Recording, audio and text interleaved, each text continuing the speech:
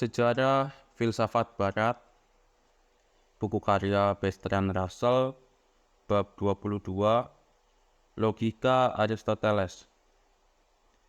Pengaruh Aristoteles amat besar di banyak bidang, namun yang terbesar adalah dalam bidang logika.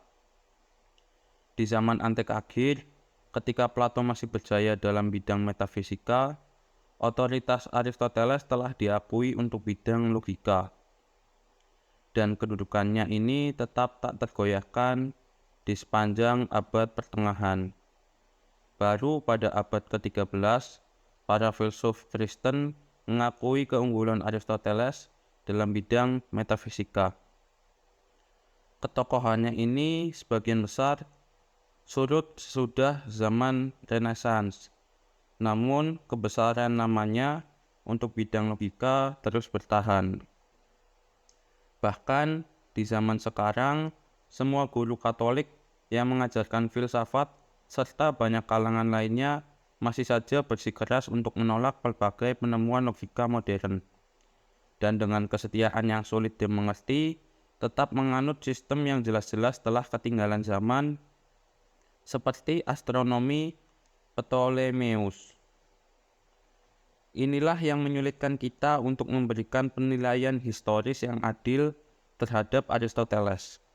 Pengaruh dia saat ini begitu bertolak belakang dengan penalaran yang jernih, sehingga sukar untuk mengingat seberapa jauhkah langkah maju yang telah ia lakukan dari semua pendahulunya termasuk Plato. Atau seberapa hebatkah karyanya tentang logika akan masih bisa disaksikan sekiranya karya itu bisa dianggap sebagai sebuah babakan dalam suatu progresi berkelanjutan, dan bukan seperti kenyataannya sebagai kematian akhir, yang lantas diikuti kemandekan selama lebih dari 2000 tahun. Dalam membicarakan para pendahulu Aristoteles, tak perlu mengingatkan para pembaca bahwa pemikiran mereka tidaklah sungguh-sungguh masih berlaku. Dengan demikian, kita bisa saja memuji kelebihan mereka tanpa harus dianggap menganut semua ajaran mereka. Pemikiran Aristoteles, sebaliknya, terutama untuk bidang logika, masih menjadi kancah perdebatan dan karenanya tidak dapat dibicarakan berdasarkan semangat historis semata. Karya Aristoteles terpenting dalam bidang logika adalah ajarannya tentang silogisme. Silogisme adalah sebuah argumen yang terdiri dari 3 bagian, yakni premis mayor, premis minor, dan kesimpulan. Terdapat sejumlah bentuk silogisme yang berbeda-beda, yang masing-masing memiliki nama yang diberikan oleh kaum skolastik. Bentuk yang paling dikenal dinamakan Barbara. Semua manusia fana, ini premis mayor. Sokrates adalah seorang manusia, ini premis minor. Dengan demikian, Sokrates fana, kesimpulan. Atau, semua manusia fana. Semua orang Yunani adalah manusia, dengan demikian semua orang Yunani fana. Aristoteles tidak membedakan kedua bentuk itu. Hal ini seperti akan kita lihat nanti adalah suatu kekeliruan. Bentuk lainnya ialah tak ada ikan yang rasional. Semua hiu adalah ikan. Dengan demikian tak ada hiu yang rasional. Bentuk ini dinamakan selaren. Semua manusia rasional. Sebagian binatang adalah manusia.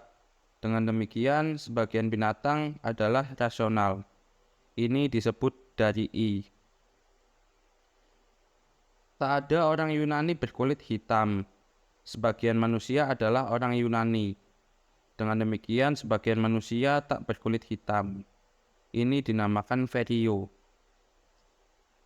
Keempat jenis di atas merupakan bentuk pertama. Aristoteles menambahkan bentuk kedua dan ketiga. Kaum skolastik menambahkan bentuk keempat. Dikatakan bahwa dengan berbagai cara ketiga bentuk yang belakangan bisa dikembalikan ke bentuk pertama. Ada sejumlah kesimpulan yang bisa ditarik dari satu premis. Dari premis sebagian manusia fana, kita dapat menyimpulkan bahwa sebagian yang fana adalah manusia. Menurut Aristoteles, kesimpulan ini bisa juga ditarik dari semua manusia fana, dari premis tak ada dewa yang fana. Kita bisa menyimpulkan tak ada yang fana adalah dewa. Namun dari premis sebagian manusia bukan orang Yunani, tidak bisa disimpulkan bahwa sebagian orang Yunani bukan manusia. Terlepas dari kesimpulan-kesimpulan seperti di atas, Aristoteles dan para pengikutnya berpendapat bahwa semua kesimpulan deduktif jika dikemukakan dengan cermat bersifat silogistik. Dengan memaparkan semua jenis silogisme yang valid dan dengan menyusun semua argumen yang dianjurkan dalam bentuk silogistik, terbukalah kemungkinan untuk menghindari semua kesalahan. Sistem ini merupakan awal dari logika formal, dan sebagai awal, sistem itu penting dan berharga. Namun, jika dianggap sebagai akhir dan bukannya awal dari logika formal, maka sistem itu terbuka bagi 3 macam kritik. Yang pertama, cacat formal dalam sistem itu sendiri. Yang kedua, penilaian berlebihan terhadap silogisme jika dibandingkan dengan bentuk-bentuk argumen deduktif lainnya. Yang ketiga, penilaian berlebihan terhadap deduksi sebagai bentuk argumen. Masing-masing kritik itu selanjutnya perlu dijelaskan. Yang pertama, cacat formal. Marilah kita awali dengan 2 pernyataan. Sokrates adalah manusia, dan semua orang Yunani adalah manusia. Adalah sesuatu yang penting untuk membuat perbedaan tajam antara 2 pernyataan itu. Yang tidak dilakukan dalam logika Aristotelian, pernyataan semua orang Yunani adalah manusia, lazim ditafsirkan bahwa hal itu mengandaikan ada orang-orang Yunani. Tanpa pengandaian ini, sebagian dari silogisme Aristoteles tidak valid. Ambillah contoh. Semua orang Yunani adalah manusia. Semua orang Yunani berkulit putih. Dengan demikian, sebagian manusia berkulit putih.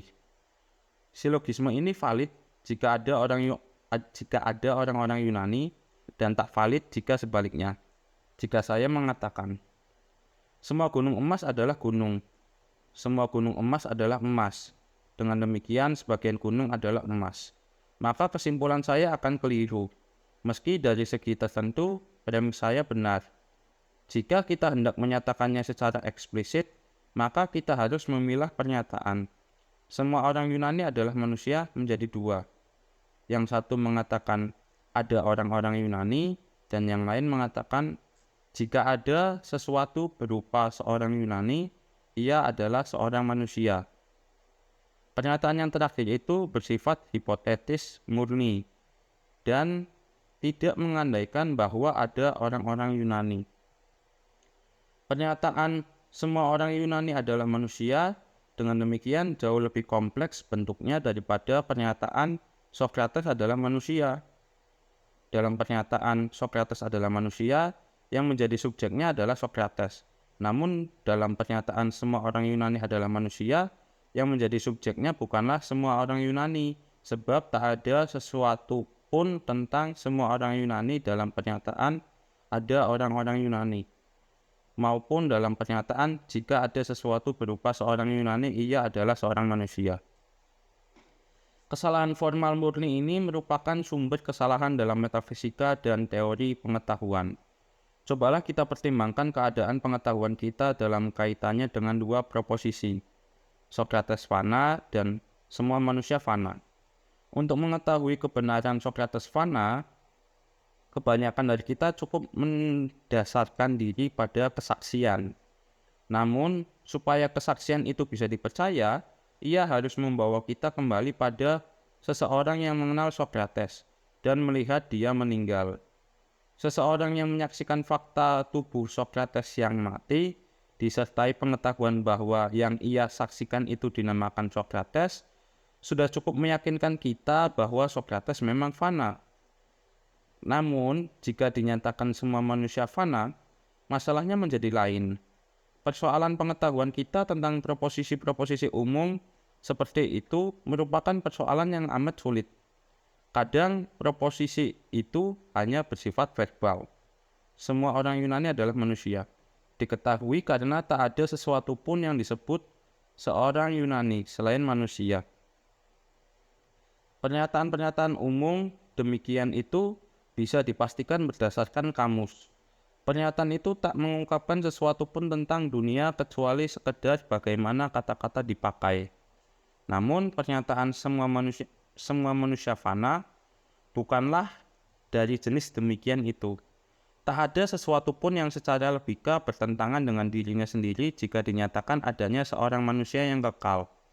Kita meyakini proposisi tadi berdasarkan induksi, sebab tidak ada kasus yang benar-benar otentik mengenai manusia yang hidup lebih dari katakanlah 150 tahun. Namun kenyataan ini hanya menyebabkan proposisi itu bersifat mungkin, bukannya pasti. Proposisi itu tak dapat dipastikan sepanjang masih ada manusia yang hidup. Kesalahan-kesalahan metafisika terjadi karena beranggapan bahwa semua manusia adalah subjek dari semua manusia fana dalam pengertian yang sama dengan pernyataan di mana Sokrates adalah subjek dari Sokrates fana. Anggapan ini memungkinkan metafisika untuk meyakini bahwa dalam pengertian tertentu, semua manusia mengacu pada suatu entitas yang serupa jenisnya dengan yang diacu oleh Sokrates. Anggapan ini menggiring Aristoteles untuk mengatakan bahwa dari segi tertentu, suatu spesies adalah suatu substansi. Ia memang berhati-hati dalam memberikan kualifikasi terhadap pernyataan ini. Namun para pengikutnya, terutama Porphyry, tampak kurang cermat. Kesalahan lain yang dilakukan Aristoteles dikarenakan kekeliruan di atas adalah beranggapan bahwa predikat dari suatu predikat bisa merupakan predikat dari subjek utamanya. Jika saya mengatakan, Sokrates adalah orang Yunani, semua orang Yunani adalah manusia. Aristoteles mengira bahwa manusia adalah predikat dari orang Yunani, sedangkan orang Yunani adalah predikat dari Sokrates. Dan jelas bahwa manusia adalah predikat dari Sokrates, namun kenyataannya manusia bukanlah predikat dari orang Yunani. Perbedaan antara nama dan predikat atau dalam bahasa metafisika antara partikular dan universal dengan demikian menjadi kabur dan menimbulkan akibat yang sangat menyesatkan bagi filsafat. Salah satu kerancuan yang ditimbulkannya adalah anggapan bahwa suatu kelas yang hanya memiliki satu anggota adalah identik dengan satu anggota itu tadi. Ini menutup kemungkinan untuk menyusun teori yang benar tentang jumlah satu dan menggiring menuju metafisika tentang kesatuan yang keliru tiada habis-habisnya.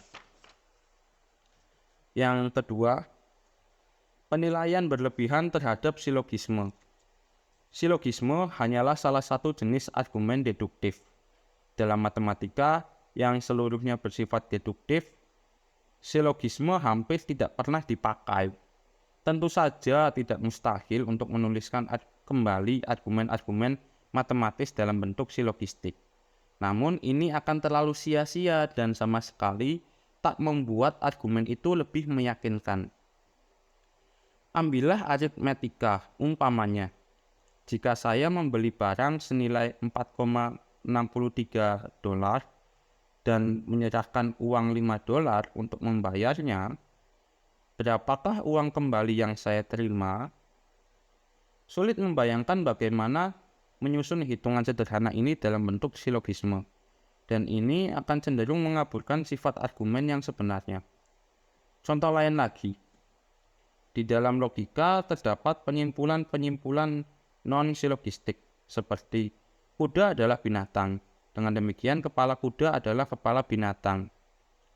Silogisme-silogisme yang demikian, silogisme-silogisme yang valid, pada kenyataannya hanyalah sebagian dari deduksi-deduksi yang valid, dan tidak mengandung prioritas logis melebihi yang lain. Upaya untuk menonjolkan silogisme dalam deduksi telah menyesatkan para filsuf dalam memandang hakikat penalaran matematis. Kant, yang menganggap matematika tidak bersifat silogistik, menyimpulkan bahwa matematika memakai asas-asas ekstralogis yang betapapun demikian ia anggap sama pastinya dengan prinsip logika. Seperti semua pendahulunya, Kant, meski lewat jalan yang berbeda, tersesatkan oleh sikap taksimnya terhadap Aristoteles. Poin ketiga, penilaian berlebihan terhadap deduksi. Bangsa Yunani pada umumnya memberikan arti penting yang lebih besar pada deduksi sebagai sumber pengetahuan dibandingkan para filsuf modern. Dalam hal ini, Aristoteles melakukan kekeliruan yang lebih kecil daripada Plato. Ia berulang kali mengakui pentingnya induksi, dan ia mencurahkan banyak perhatian pada persoalan bagaimanakah kita bisa mengetahui premis pertama yang darinya deduksi harus bermula. Walau demikian, seperti orang Yunani lainnya, ia memberikan penonjolan berlebihan terhadap deduksi dalam teorinya tentang pengetahuan. Kita akan sepakat bahwa Tuan Smith umpamanya fana. Dan kita mungkin dengan gampang mengatakan bahwa kita mengetahui hal itu karena kita tahu bahwa semua manusia fana. Namun yang sesungguhnya kita ketahui bukanlah semua manusia fana. Yang lebih kita ketahui kurang lebih adalah semua manusia yang dilahirkan lebih dari 150 tahun yang lalu adalah fana. Dan demikian jugalah hampir semua manusia yang dilahirkan lebih dari 100 tahun yang lalu. Inilah alasan kita untuk menduga bahwa Tuan Smith akan meninggal. Namun argumen ini adalah suatu induksi, bukan deduksi. Induksi ini mengandung daya meyakinkan yang lebih kecil daripada deduksi dan hanya menghasilkan probabilitas, bukan kepastian. Namun di sisi lain, induksi ini menghasilkan pengetahuan baru yang tak dihasilkan oleh deduksi. Semua kesimpulan penting di luar bidang logika dan matematika murni bersifat induktif, bukan deduktif. Satu-satunya perkecualian adalah bidang hukum dan teologi, yang masing-masing mengambil asas pertamanya dari suatu teks yang tak diragukan, yakni kitab undang-undang atau kitab suci.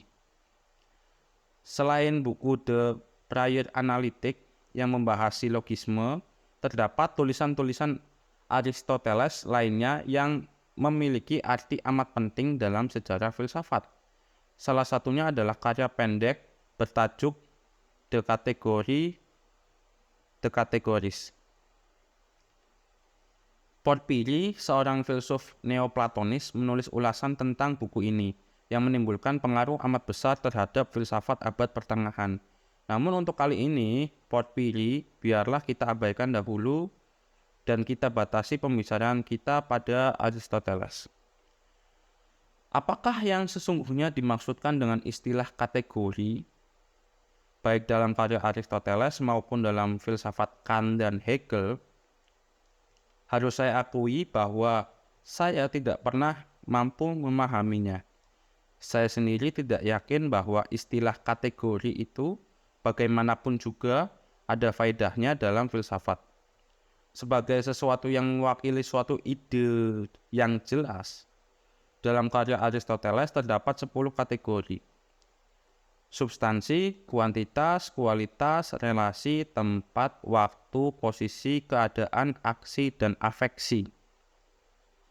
Satu-satunya definisi yang diajukan bagi istilah kategori adalah ungkapan-ungkapan yang tidak menunjuk suatu gabungan. Dan selanjutnya diikuti daftar di atas. Nampaknya ini berarti bahwa setiap kata yang maknanya tidak tersusun dari makna-makna kata lainnya menunjuk pada suatu substansi atau kuantitas atau lainnya. Tidak ada pernyataan tentang asas apakah yang menjadi dasar untuk menyusun daftar 10 kategori itu. Substansi terutama adalah sesuatu yang tidak bisa dijadikan predikat dari suatu subjek dan tak pula hadir dalam suatu subjek. Sesuatu dikatakan hadir dalam suatu subjek meski tidak merupakan bagian dari subjek itu jika ia tidak dapat eksis tanpa subjek. Contoh yang diajukan adalah seperangkat pengetahuan gramatikal yang hadir dalam pikiran, dan warna putih tertentu yang mungkin ada pada suatu tubuh. Substansi dalam pengertiannya yang pertama di atas merupakan benda atau orang atau binatang individual.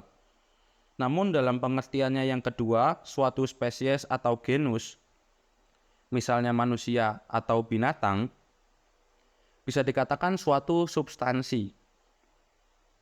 Pengertian yang kedua ini agaknya tak bisa dipertahankan dan telah membuka jalan bagi para penulis selanjutnya untuk masuk ke dalam metafisika yang sesat.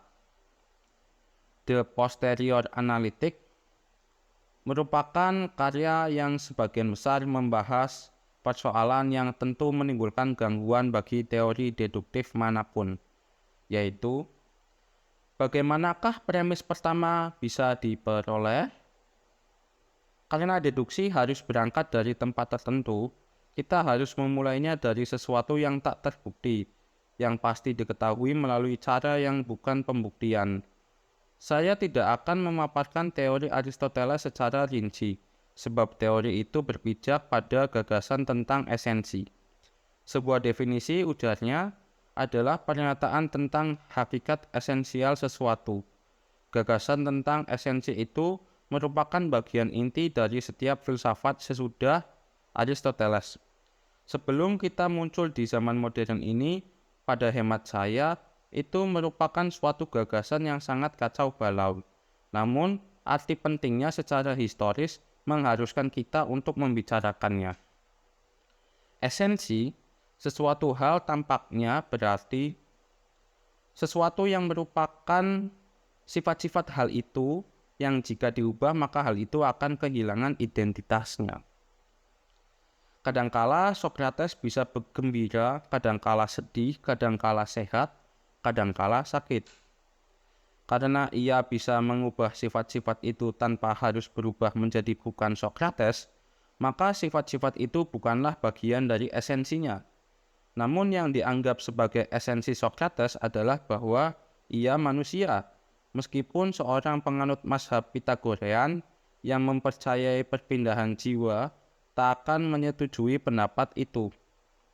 Pada kenyataannya, persoalan tentang esensi adalah persoalan yang bersangkut paut dengan pemakaian kata-kata.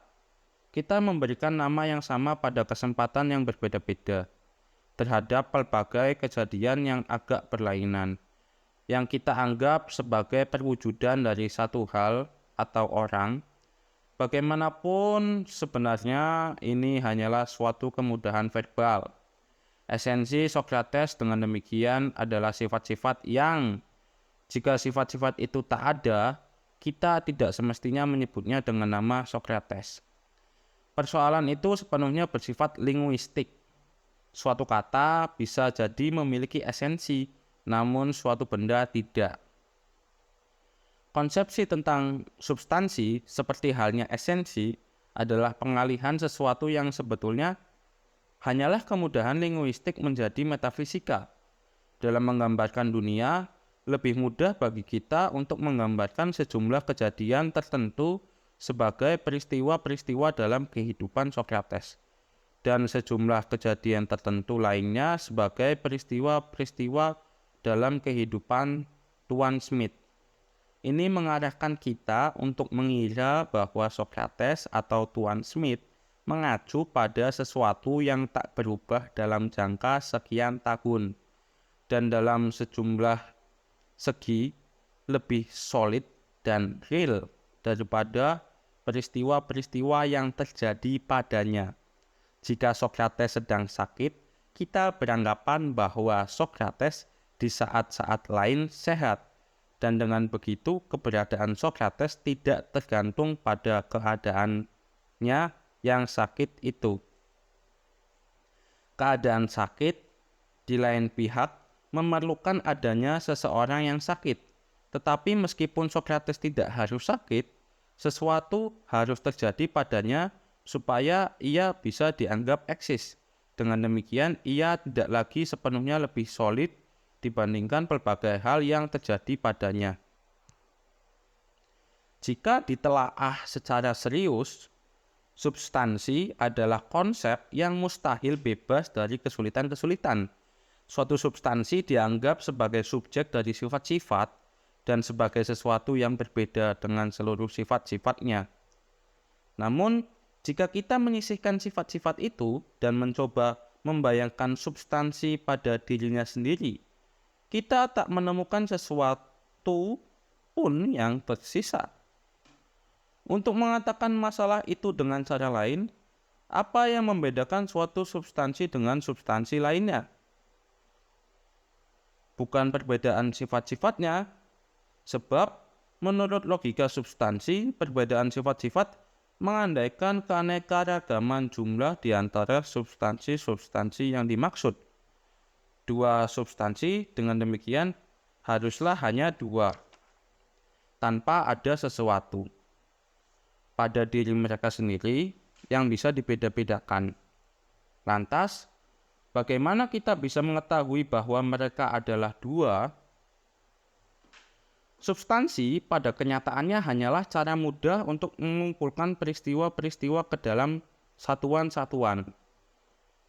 Apa yang bisa kita ketahui tentang Tuan Smith ketika kita memandangnya, kita melihat suatu pola warna-warna. Saat kita menyimak bicaranya, kita mendengar serangkaian suara-suara.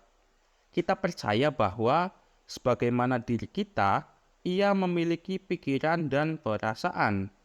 Namun berupa apakah Tuan Smith jika dilepaskan dari semua kejadian-kejadian itu?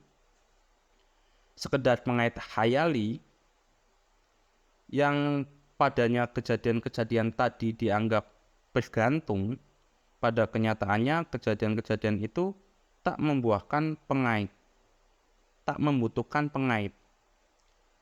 Sebanding dengan bumi tidak membutuhkan gajah agar berpijak di atasnya.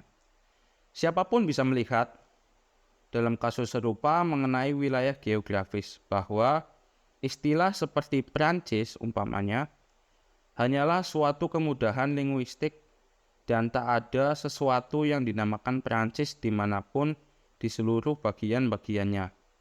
Hal itu berlaku pula bagi Tuan Smith. Ia hanyalah nama kolektif bagi sejumlah kejadian.